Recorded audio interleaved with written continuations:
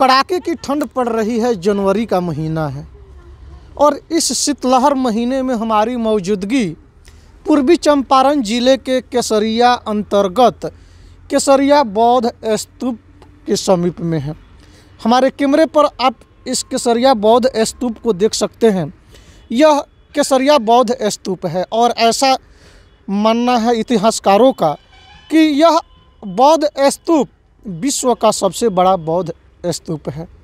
इतिहास में इस बात का भी जिक्र है कि पुराने ज़माने में इस क्षेत्र के पौराणिक कथाओं के अनुसार इस क्षेत्र के एक राजा बेन यानी कि एक राजा देवरा हुआ करते थे, जिनके कार्यकाल में यह एक टिल के रूप में हुआ करता था, एक गढ़ हुआ करता था। और ऐसा भी इतिहासकारों का मानना है कि यह बौद्ध स्तूप केसरिया का जो बौद्ध स्तूप है, यहाँ महात्मा बुद्ध ने अपने अनुयायियों को यानी कि अपने शिष्यों को यहाँ शिक्षा दिए थे।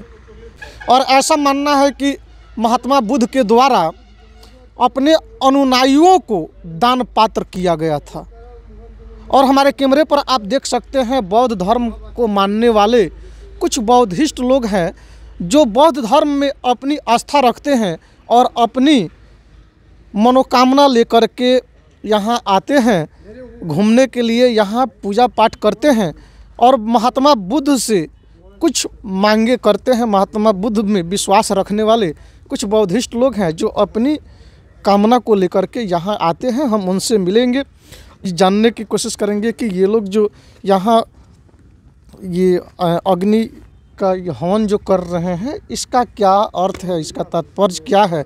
और जो ये लोग अग्नि हवन आप देख सकते हैं, इसको जो ये लोग अग्नि हवन कर रहे हैं इसका क्या तात्पर्य है बौद्ध धर्म से, हम जानने की कोशिश करेंगे इन लोगों से।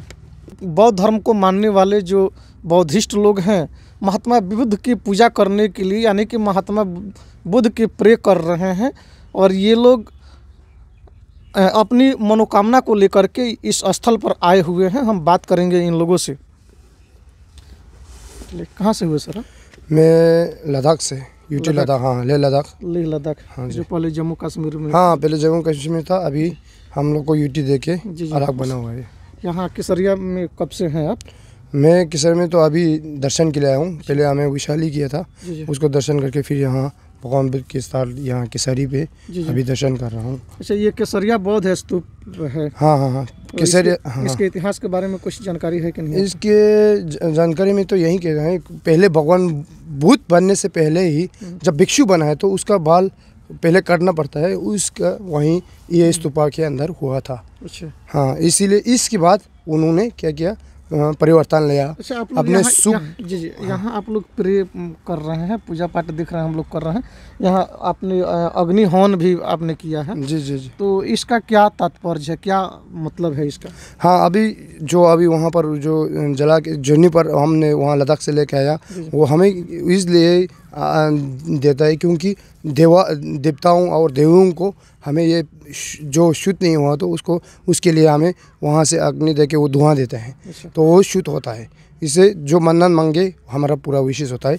और ये खदाक बोलता है हमें, खदाक वाइट स्कप है ना, वो तो बेस्ट विशेष भी है। और इसके मतलब है हमें जो मान का बाहरी नहीं अंदर मान को शुद्ध सिंबलाइज करता है वो वाइट स्कप। इसीलिए हमें वहाँ पर करके अपने महान से जो भी बाहरी से नहीं, हमने महान को ही भगवान बुद्ध का वही संदेश दिया है कि अपने महान को शुद्ध करो, राग देश मोह कलेश से मुक्ति करो, फिर उसके बाद हमें सबका कल्याण करना चाहिए। भगवान बुद्ध का यही संदेश दिया है, तो हमें यही परंपरा चलते आ रहे हैं। और आप लोग अपनी मन्नतों को ये पूरा करने के लिए इस जगह? हाँ जी, हमें मन्नत पूरा करने के लिए हमें तो यही मन्नत मांगते हैं ज़्यादातर। हमें सब ऑल सेंटेंस भी को हमें क्या चाहिए, सुख ही चाहिए।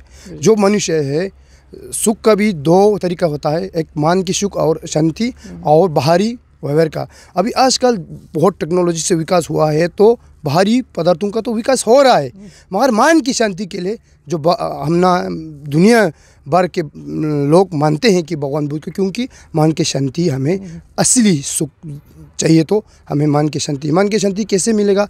अभी लव कंपैशन इसको हमें फॉलो करना होगा, इससे मन का शांति।